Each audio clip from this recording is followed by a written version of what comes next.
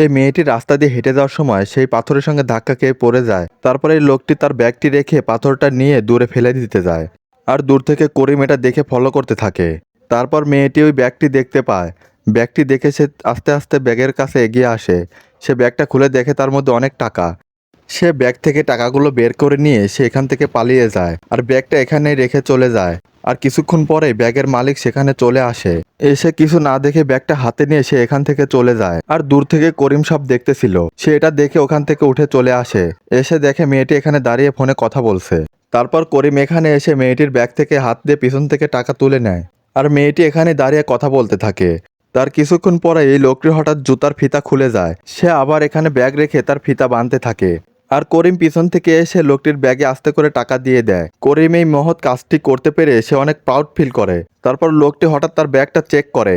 সে ব্যাগটা খুলে দেখে তার ব্যাগের মধ্যে একটা ফোন। আর ফোনে একটা মেসেজ আসছে। সে ফোনটা খুলে ফোনটা চেক করতে থাকে যে এটা কার ফোন।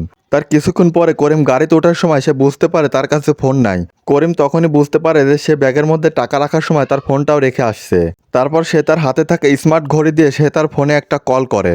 তার কিছুক্ষণ পরে ফোনে একটা কল চলে আসে। লোকটি রিসিভ করে করিমের সঙ্গে কথা বলে। করিম তার সঙ্গে কথা বলে লোকটি তাকে লোকেশন দেয়। তারপর করিম ফোনটা রেখে সেখানে যাওয়ার জন্য প্রস্তুত হয়। করিম তার সঙ্গে কথা বলতে পরে সে অনেক খুশি হয়। তারপর লোকটির দেওয়া লোকেশনে এসে করিম অপেক্ষা করতে থাকে। তারপর লোকটি করিমের কাছে দৌড়ে এসে তার ফোনটি দিয়ে দেয়। ভিডিওটি দেখে আমরা বুঝতে পারলাম অন্যের ভালো করলে আল্লাহ তার সবসময় ভালো করবে। ভিডিওটি ভালো লাগলে লাইক দিয়ে চ্যানেলটি সাবস্ক্রাইব করবেন।